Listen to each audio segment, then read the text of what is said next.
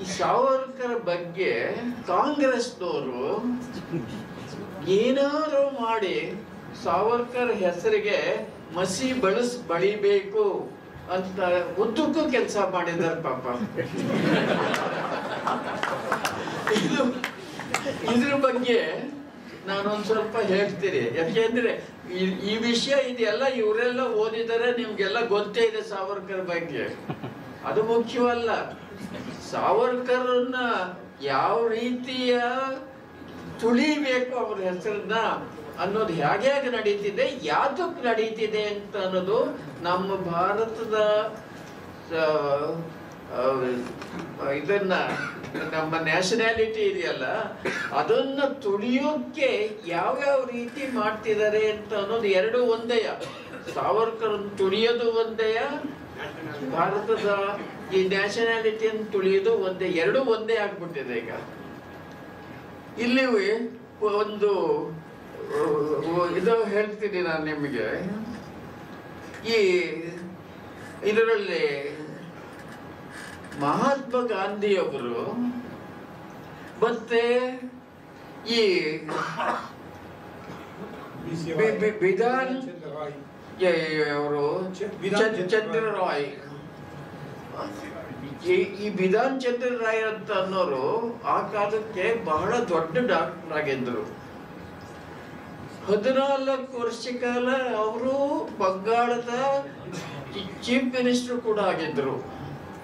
ಅವ್ರು ದಿನ ಬೆಳಿಗ್ಗೆ 7 ಗಂಟೆಗೆ ಎದ್ದು 10 ಗಂಟೆ ತನಕ ಇದು ನಮ್ಮ ಇದು ಮೆಡಿಕಲ್ ಕೆಲಸ ಮಾಡೋರು ಬಡವರಿಗೆ.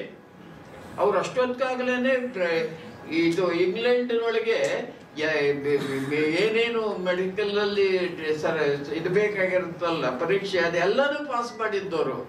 ಆದ್ರೆ ಬಡವರಿಗೆ ದಿನ 7 ಗಂಟೆಯಿಂದ 10 ಗಂಟೆ ತನಕ ಕೆಲಸ ಮಾಡಿ ಅವ್ರಿಗೆ ಆಮೇಲೆ ಮಿನಿಸ್ಟರ್ ಕೆಲಸ, ಚೀಫ್ ಮಿನಿಸ್ಟರ್ ಕೆಲಸ ಅವ್ರು ಮಾಡ್ತಾ ಇದ್ದವರು. ಅವರು ಅಷ್ಟು ದೊಡ್ಡವರು. ಅವರು ಮತ್ತೆ ಮಹಾತ್ಮ ಗಾಂಧಿ ಇಬ್ರು ಆನಂದ ಭವನದೊಳಗೆ ಕೂತ್ಕೊಂಡು ಮಾತಾಡ್ತಾ ಇದ್ರು. ಆ ಸಂಪಾದನೆ ಹೇಗೆ ಬಂದಿದ್ರು ಅಂತಂದ್ರೆ, ಈ ಮಹಾತ್ಮ ಗಾಂಧಿಯವೇ ಒಂದು ತರದ ಹ್ಯೂಮರ್ ನಲ್ಲಿ ಮಾತಾಡಿದ್ರು. ಇವರು ರಾ ಇದ್ರಲ್ಲ, ಇವರದು ಹ್ಯೂಮರ್ ಅಲ್ಲೇ ಮಾತಾಡಿದ್ರು. ಏನು ಅಂತಂದ್ರೆ, ಈ ಜವಾಹರ್ಲಾಲ್ ನೆಹರು ಅವರ ತಂದೆ ಇದ್ರಲ್ಲ, ಯಾರು ಮೋತಿಲಾಲ್ ನೆಹರು ಇದ್ರಲ್ಲ, ಅವರು ಅವರು ಏನಂತಾರೆ ಅಂದ್ರೆ, ಈ ಭಾರತ ಮಾತೆ ಅನ್ನೋದು ಬಹಳ ಪವಿತ್ರವಾದವಳು.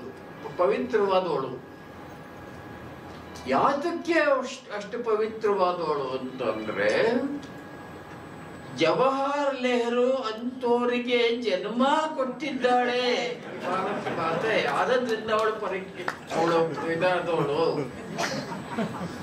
ಅರ್ಥ ಆಯ್ತಾ ನಿಮ್ಗೆ? ಇನ್ನೊಂದ್ಸಲಿ ಹೇಳ್ತೀನಿ. ಭಾರತ ಮಾತೆ ಅನ್ನೋಳು ಪವಿತ್ರವಾದವಳು. ಯಾತಕ್ಕೆ ಪವಿತ್ರವಾದವಳು ಅಂದ್ರೆ, ಜವಾಹರ್ನಂತ ವ್ಯಕ್ತಿಗೆ ಅವಳು ಜನ್ಮ ಕೊಟ್ಟಿದ್ದಾಳೆ, ಆದ್ರಿಂದ ಅವಳು ಪವಿತ್ರವಾದವಳು ಅಂತ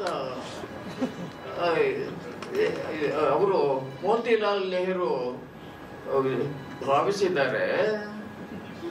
ಆ ಸಪೋರ್ಟ್ ಇತ್ತು ಯಾರಿಗೆ? ಜವಾಹರ್ಲಾಲ್ ನೆಹರುಗೆ. ಆ ಸಪೋರ್ಟ್ ಯಾವ ರೀತಿ ಇತ್ತು ಅಂತಂದ್ರೆ, ಅವರು 2 ಸಲಿಯ ಕಾಂಗ್ರೆಸ್ಗೆ ಇದಕ್ಕೆ ಕಾನ್ಫರೆನ್ಸ್ ಇತ್ತಲ್ಲ, ಅದಕ್ಕೆ 2 ಸಲಿ ಅವ್ರಿಗೆ ಇದನ್ನು ಕೊಡ್ತಾ ಇದ್ಬಿಟ್ರು, ಅಧ್ಯಕ್ಷತೆಯನ್ನ ಕೊಟ್ಟಿದ್ರು ಅವರು.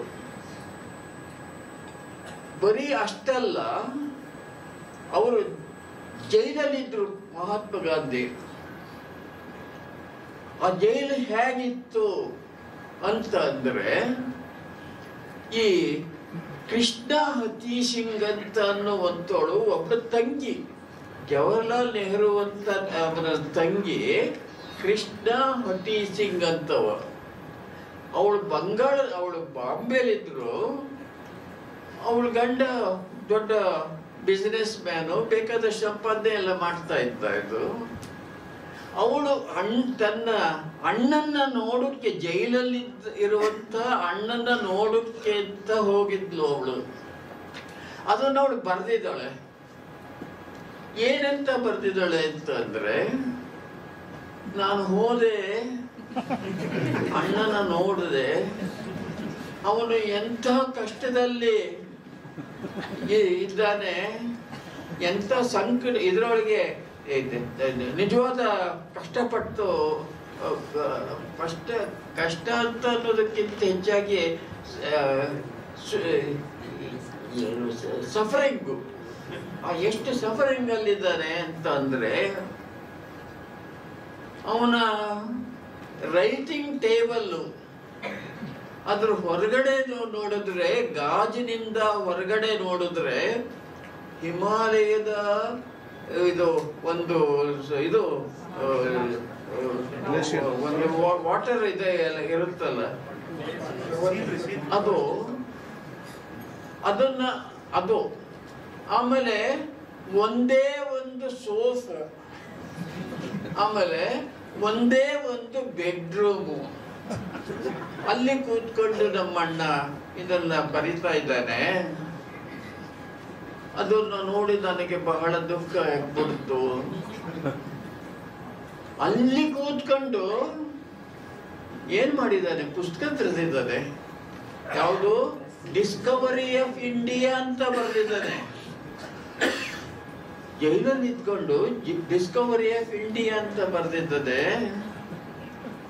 ಅದರಲ್ಲಿ ಆ ಡಿಸ್ಕವರಿ ಆಫ್ ಇಂಡಿಯಾ ಯಾರಿಗೆ ಬರ್ದಿರೋದು, ಮಗಳಿಗೆ ಬರ್ದಿದ್ದಾನೆ.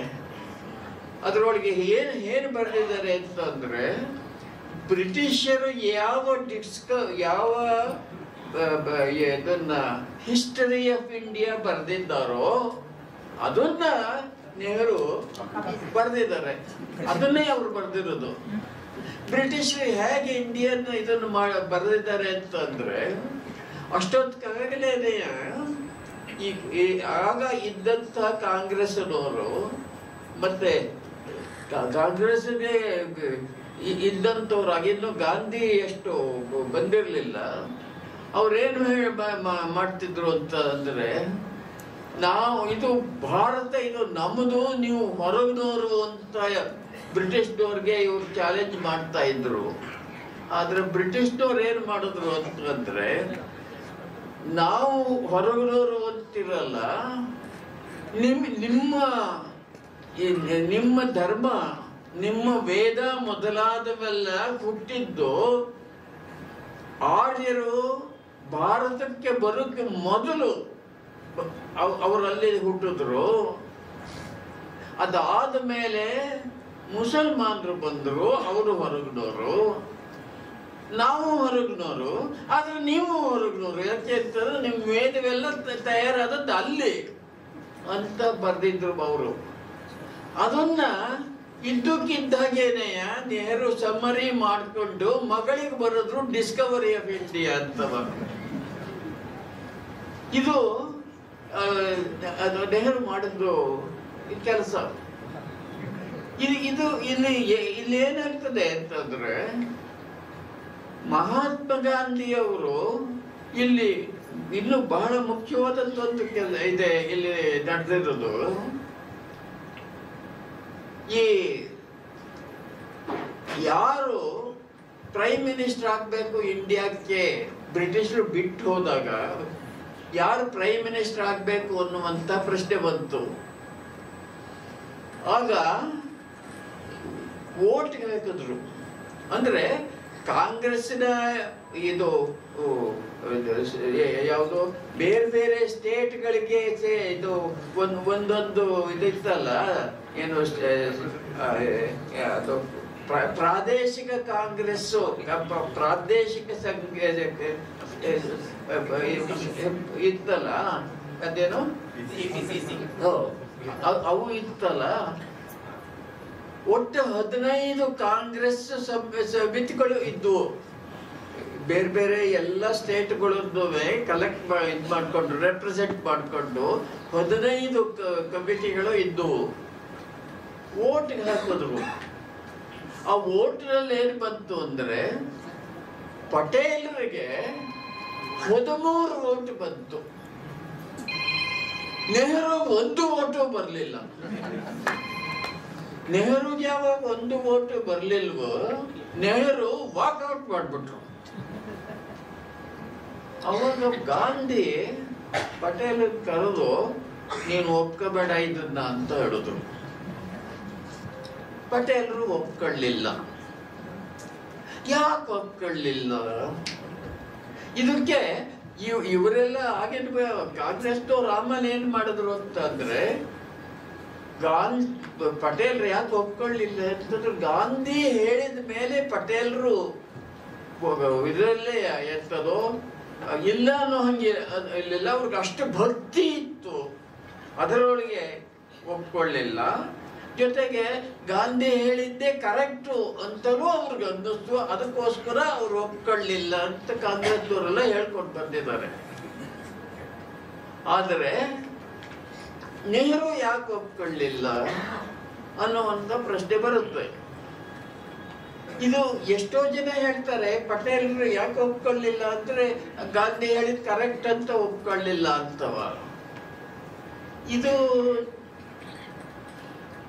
ಪೂರ್ತಿ ಒಪ್ಕೋಬಹುದಾ? ನನಗೆ ನಾನೊಬ್ಬ ಕಾದಂಬರಿಕಾರನಾಗಿ ನಾನು ಬರೆಯುವಂತ ಅಥವಾ ನಾನು ಸೃಷ್ಟಿ ಮಾಡುವಂತ ಪಾತ್ರಗಳಿರ್ತಾವಲ್ಲ ಅದನ್ನ ನಾನು ಚೆನ್ನಾಗಿ ಬ್ಯಾಲೆನ್ಸ್ ಮಾಡಿ ನೋಡಿರ್ತೀನಿ. ಅದೇ ತರ ನಾನು ಪಟೇಲರನ್ನು ನಾನು ಬ್ಯಾಲೆನ್ಸ್ ಮಾಡಿ ನೋಡಿದ್ರೆ ನನಗೇನನ್ಸುತ್ತೆ ಅಂದ್ರೆ ಸುಭಾಷ್ ಚಂದ್ರ ಬೋಸ್ಗೆ ಏನಾಯ್ತು ನಾಳೆ ನನಗೂ ಇದೇ ಮಾಡ್ತಾರೆ ಗಾಂಧಿ ಅಂತ ಪಟೇಲರಿಗೆ ಅರ್ಥವಾಗಿತ್ತು. ಸುಭಾಷ್ ಚಂದ್ರ ಬೋಸ್ ಏನು ಮಾಡಿದ್ರು ಇವರು ಗಾಂಧೀಜಿ ಅಂತಂದ್ರೆ ಒಂದು ಮೊದಲನೇ ಸಲ ಅವರು ಕಾಂಗ್ರೆಸ್ಗೆ ಇದಾದ್ರು ಏನೋ ಚೇರ್ಮನ್ ಆಗಿ ಅವ್ರನ್ನ ಎಲೆಕ್ಟ್ ಮಾಡಿದ್ರು. ಅವ್ರು ಆವಾಗಲೇ ಹೇಳಿದ್ರು ಅಹಿಂಸೆಯಿಂದ ನಾವು ಇದು ಪಡೆಯೋಕ್ಕಾಗಲ್ಲ, ನಮಗೆ ಕ್ರಾಂತಿಕಾರಿಯೂ ಬೇಕು. ಇದುವರೆಗೆ ಏನು ಕ್ರಾಂತಿಗಳು ನಡೆದಿದೆ ಅದೂ ಬೇಕು ಅಂತ ಸುಭಾಷ್ ಚಂದ್ರ ಬೋಸ್ಗೆ ಅವರು ಅರ್ಥ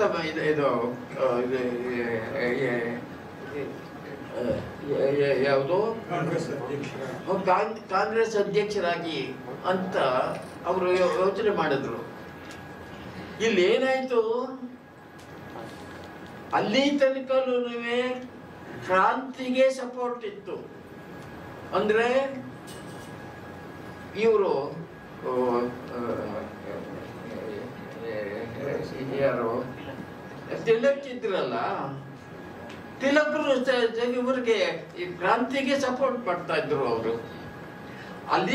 ಅದಕ್ಕಿಂತ ಮೊದಲಿದ್ದಂತ ಬೇರೆಯವರು ಎಲ್ರು ಇದನ್ನ ಸಪೋರ್ಟ್ ಮಾಡ್ತಾಲೇ ಇದ್ರು ಕ್ರಾಂತಿಗೆ. ಅವಾಗ ಗಾಂಧಿ ಬಂದ್ರು. ಅಷ್ಟೊತ್ತಿಗೆ ಜನಗಳಿಗೂ ಎಲ್ಲನೂ ಒಂಥರ ಸುಸ್ತಾಗಿದ್ರು. ಈ ಸಂದರ್ಭದೊಳಗೆ ನಾವು ಒಂದು ಅರ್ಥ ಮಾಡ್ಕೊತೀವಿ. ಅದರಲ್ಲಿ ಈ ಕಾಂಗ್ರೆಸ್ ಅಲ್ಲಿ ತನಕನೂ ಬೇಕಾದಷ್ಟು ಆಯ್ತು, ಏನೇನೋ ಮಾಡ್ತಾ ಇದ್ರು. ಬ್ರಿಟಿಷರು ಅದನ್ನು ಕೊಡ್ತಿರೋ ಒಂಚೂರು ಅನ್ನೋರು, ಆಮೇಲೆ ಎಲ್ಲ ಹಿಂದಕ್ಕೆ ತಗೊಳ್ಳೋರು, ಇದೆಲ್ಲ ಮಾಡ್ತಾ ಇದ್ರಲ್ಲ, ಇವ್ರಿಗೂ ಸುಸ್ತಾಗಿ ಹೋಗ್ಬಿಟ್ಟಿದ್ರು. ಗಾಂಧಿ ಬಂದು ನಾವು ಇದರಲ್ಲಿ ಅಹಿಂಸೆಯಿಂದಲೇ ನಾನು ಮಾಡ್ತೀನಿ, ನೀವೆಲ್ಲ ಕ್ರಾಂತಿಗೆ ಇಂಥದಕ್ಕೆಲ್ಲ ಹೋಗೋದೇನು ಬೇಕಾಗಿಲ್ಲ ಅಂತ ಅಂದಾಗ ಸದ್ಯ ಸಾಕಪ್ಪ. ಇದು ಹಿಂದೂಗಳು ಮೊದಲಿನಿಂದಲೂ ಒಂದು ತರದೊಳಗೆ ಫೈಟರ್ಸ್ ಆಗಲಿಲ್ಲ, ಎಲ್ಲ ಉಳಿದು ಬಿಟ್ರೆ ಫೈಟರ್ ಆಗಲಿಲ್ಲ. ಮುಸಲ್ಮಾನರು ಯಾವಾಗ ದುಗ್ಗೋಕ್ಕೆ ಶುರುವಾದ್ರು ಇದ್ರೊಳಗೆ ಎಲ್ಲನೂ ಒಂದೊಂದಾಗ ಅವರು ನುಗ್ತಲೇ ಇದ್ರು. ಇವರೇನು ಫೈಟ್ ಮಾಡಲಿಲ್ಲ ಸರಿಯಾಗಿ, ಇವರಲ್ಲಿ ಒಗ್ಗಟ್ಟು ಇರಲಿಲ್ಲ, ಫೈಟಿಂಗ್ ಸ್ಪಿರಿಟ್ ಕೂಡ ಇವ್ರು ಕಳ್ಕೊಂಡ್ಬಿಟ್ಟಿದ್ರು. ಅದು ಕಾರಣ ಏನು ಅಂತಂದ್ರೆ ಅದು ಅಹಿಂಸೆ, ಬುದ್ಧ ಅಲ್ಲಿಂದ ಶುರುವಾಯಿತು. ಇದು ಈ ತರದೊಳಗೆ ಬಂದಾಗ ಇವ್ರಿಗೂ ಕೂಡ ಸುಸ್ತಾಗಿತ್ತು. ಗಾಂಧಿ ಹೇಳಿದ್ದಕ್ಕೋಸ್ಕರ ಅದಕ್ಕೆ ನಾವು ಫೈಟ್ಗಳು ಮಾಡ್ತಾ ಇದ್ದೀವಿ ಅಂತ ತೋರಿಸ್ಕೊಂಡು ಆಯ್ತು, ತೋರಿಸ್ಕೊಂಡಾಗೂ ಆಗ್ಬೇಕು. ಆದ್ರೆ ನಮಗೆ ಇದು ಇರಬೇಕು, ಏಟು ಏನು ಬೀಳುವಂಗಿಲ್ಲ. ಈ ತರದ್ದು ಒಂದು ಇದು ಇತ್ತು ನಮ್ಮ ದೇಶದೊಳಗೆ. ಅದರಿಂದ ಗಾಂಧಿ ಬಂದ ಮೇಲೆ ಗಾಂಧಿ ತುಂಬಾ ಪಾಪ್ಯುಲರ್ ಆಗ್ಬಿಟ್ರು. ತುಂಬಾ ಅಂದ್ರೆ ತುಂಬಾ ಪಾಪ್ಯುಲರೇ ಆಗೋಗ್ಬಿಟ್ರು ಇದ್ರೊಳಗೆಲ್ಲ. ಇದು ಎಲ್ಲಿ ತನಕ ಬಂತು, ನಾನು ಮೊದಲೇ ಹೇಳಿದಾಗೆ ಇವರಿಗೆ ಅವ್ರು ಏನ್ ಮಾಡಿದ್ರು ಅದು ಹಾಗೇನೆ ನಡ್ಕೊಂಡು ಹೋಗ್ಬೇಕು ಅಂತ ಅನ್ನುವ ರೀತಿಯಲ್ಲಿ ಬಂದ್ಬಿಡ್ತು ನಮ್ಮ ದೇಶದೊಳಗೆ. ಈ ಹಿನ್ನೆಲೆಯಲ್ಲಿ ನಾವು ಈ ನಮ್ಮ ಇವರು ಸಾವರ್ಕರ್ಗೂ ಈ ಕಾಂಗ್ರೆಸ್ಗೂ ಹೇಗೆ ಒಂದಕ್ಕೆ ಇದು ಬಂತು ಅಂದ್ರೆ, ಕಾಂಗ್ರೆಸ್ ಏನಾದ್ರೂ ಮಾಡಿ ಸಾವರ್ಕರನ್ನ ಮುಚ್ಚಾಕಬೇಕು. ಹೇಗೆ ಮುಚ್ಚಾಕಬೇಕು ಅಂತಂದ್ರೆ ನೆಹರೂನ ಮೇಲಕ್ಕೆ ಎತ್ತಬೇಕು, ಈ ಸಾವರ್ಕರ್ನ ತುಳಿಬೇಕು. ಅಷ್ಟೇನೆ ಇಲ್ಲಿ ಮುಖ್ಯವಾಗಿ ಬಂದದ್ದು. ಯಾವಾಗ ಇದಕ್ಕೋಸ್ಕರವಾಗಿ ಯಾರು ಸಾವರ್ಕರ್ ವಿಷಯದಲ್ಲಿ ಏನಾರು ಮಾತಾಡಿದ್ರು ಅಂತ ಅಂದ್ರೆ ಅವ್ರು ಅಲ್ಲಿ ಇದ್ ಮಾಡ್ಬಿಟ್ರು, ಎಂತದು ನೆಹರೂನ ಅಂತ ತಂದ್ಬಿಡೋರು ಇದ್ರಿಗೆ. ನೋಡಿ, ಅವ್ರು ಯಾವತ್ತಾರು ಬ್ರಿಟಿಷ್ನವ್ರಿಗೆ ಏನಾರು ನನ್ ತಪ್ಪಾಯ್ತು ಅಂತ ಏನಾದ್ರು ಬರ್ಕೊಟ್ಟಿದಾರ ನೆಹರು ಯಾವತ್ತುವೆ?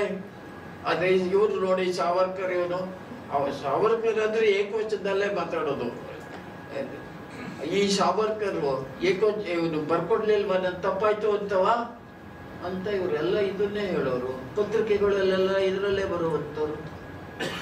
ಸಾವರ್ಕರ್ ಏನ್ ಮಾಡಿದ್ರು, ಯಾತಕ್ಕೆ ಹೀಗೆ ಆಯ್ತು ಅಂತಂದ್ರೆ 52 ವರ್ಷ ಅವ್ರಿಗೆ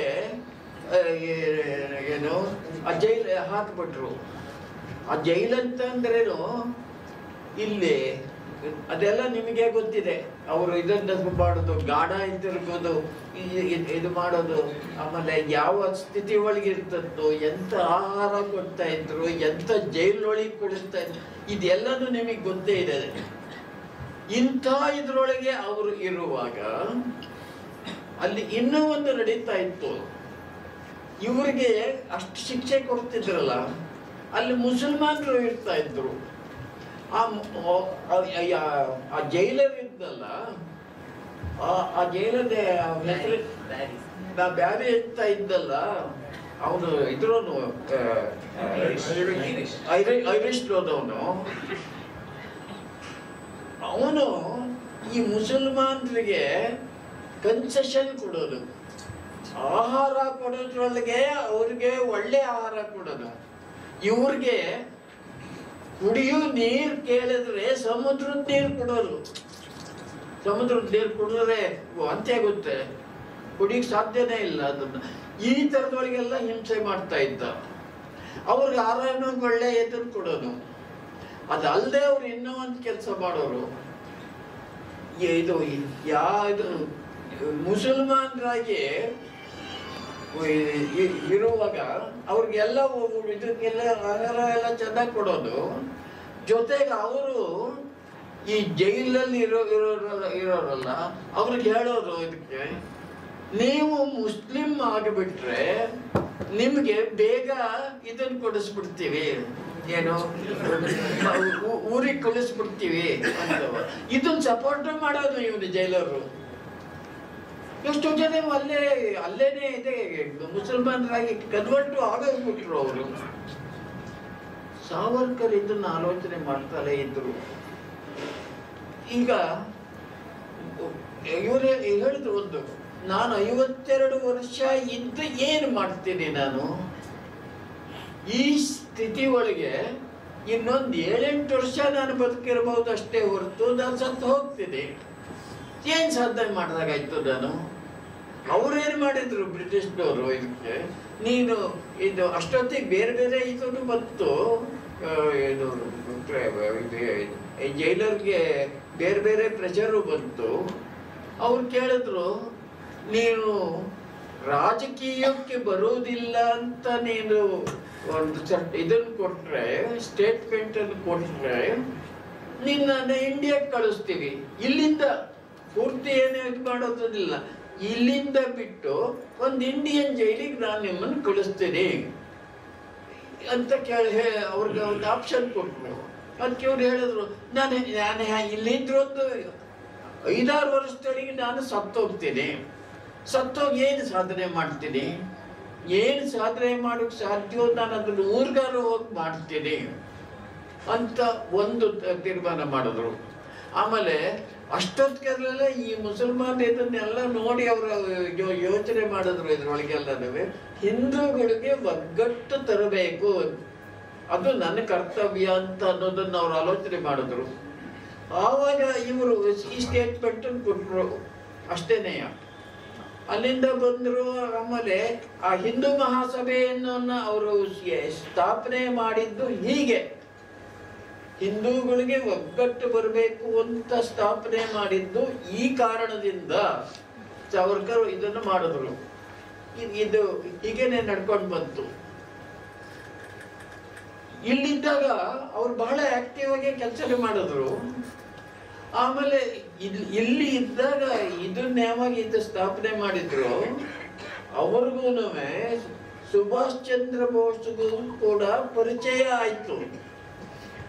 ಸುಭಾಷ್ ಚಂದ್ರ ಬೋಸ್ಗೆ ಹೇಳಿದ್ದವ್ರು ಇದನ್ನೆಯ, ನೀವು ಇಲ್ಲಿದ್ರೆ ಏನು ಪ್ರಯೋಜನ ಮಾಡೋಕ್ಕಾಗೋದಿಲ್ಲ ಇದಕ್ಕೆಲ್ಲವ, ನೀವು ಅಷ್ಟೊತ್ತಾಗಲೇ ಸೆಕೆಂಡ್ ವರ್ಲ್ಡ್ ವಾರ್ ಇದೆಲ್ಲ first world second world war ಬಂದಿತ್ತು.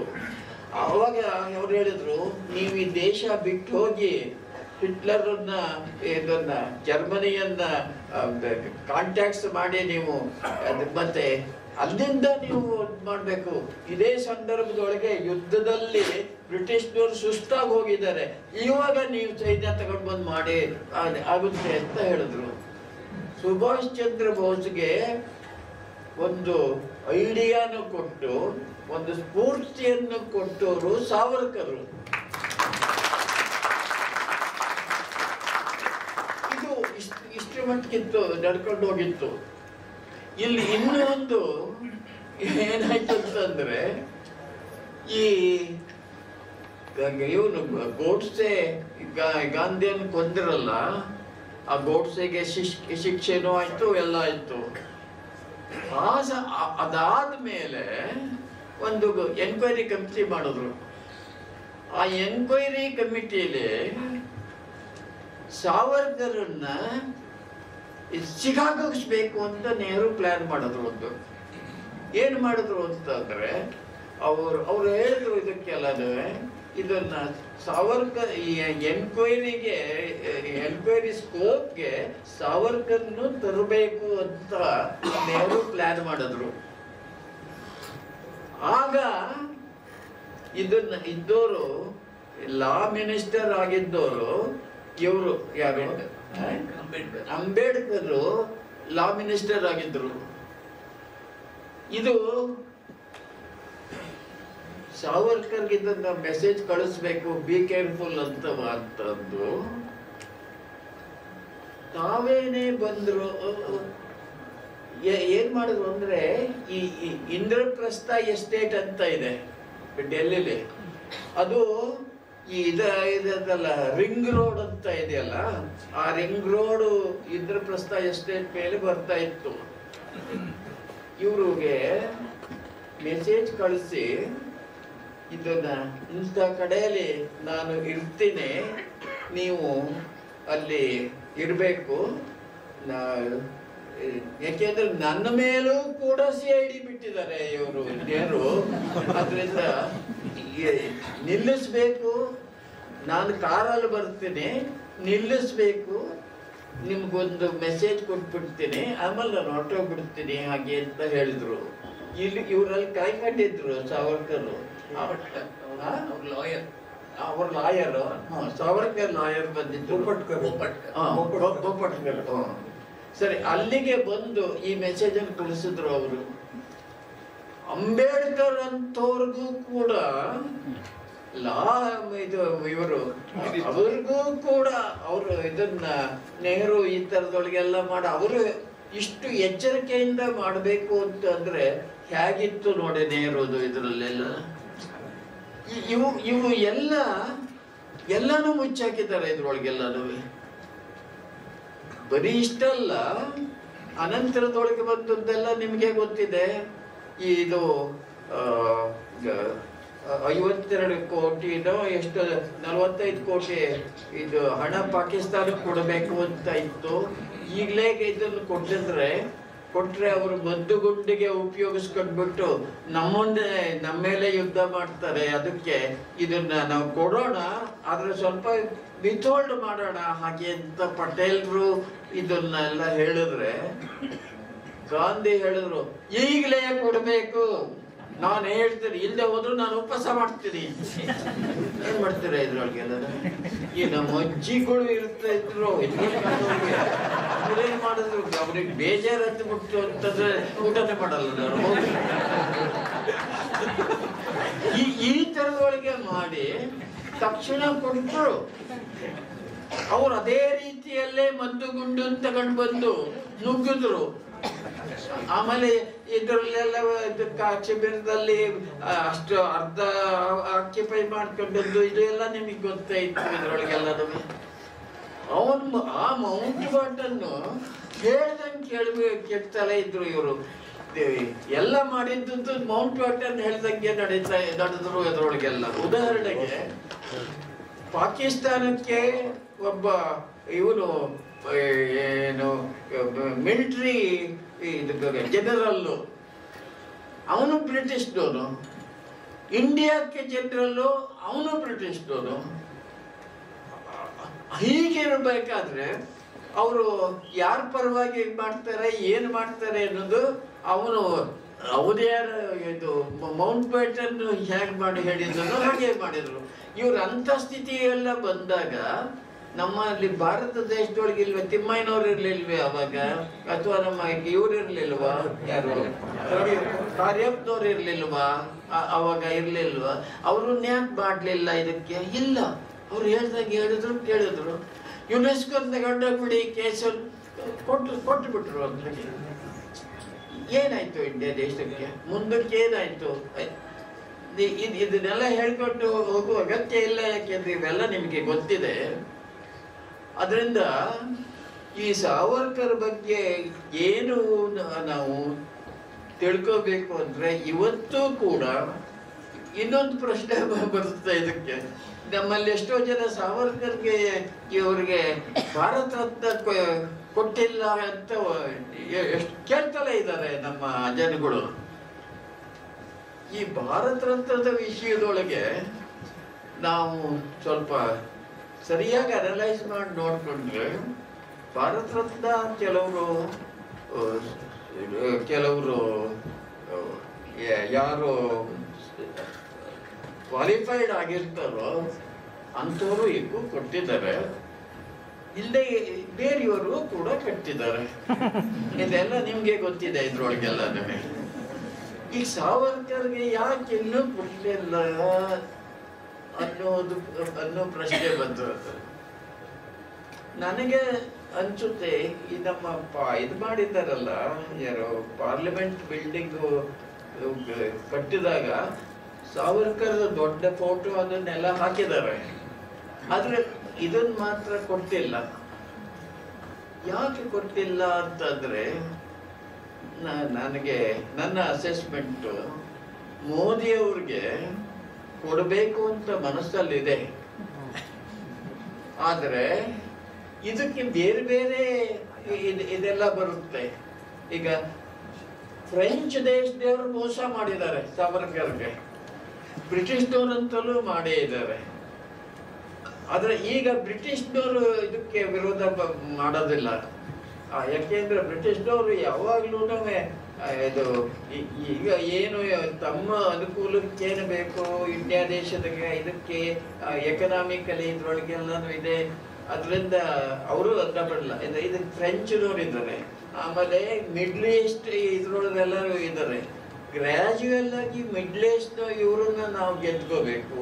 ಫ್ರೆಂಚ್ನವ್ರಿಗೂ ಇದು ಬರಬಾರ್ದು, ಏನು ಅವ್ರು ಮೋಸ ಮಾಡಿದ್ರು ಅಂತ ನಾವು ಅನ್ಬಾರ್ದು. ಅದರಿಂದ ಇದನ್ನ ಇದೆಯಲ್ಲ ಭಾರತ ರತ್ನ ಅನ್ನೋದು ಅದೇನು ಮಹಾ ದೊಡ್ಡದಲ್ಲ ಸಾವರ್ಕರ್ಗೆ ಅಂತ ಅವರು ತಡ ಮಾಡಿದ್ದಾರೆ ಅಂತ ನನ್ಗನ್ಸುತ್ತೆ. ಹೊರತು ಇದ್ರ ಬಗ್ಗೆ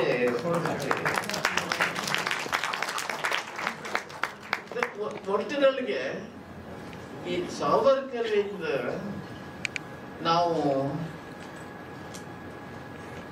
ಇಂಡಿಯನ್ ಫ್ರೀಡಮ್ ಫೈಟಿಂಗ್ನಲ್ಲಿ ಸಾವರ್ಕರು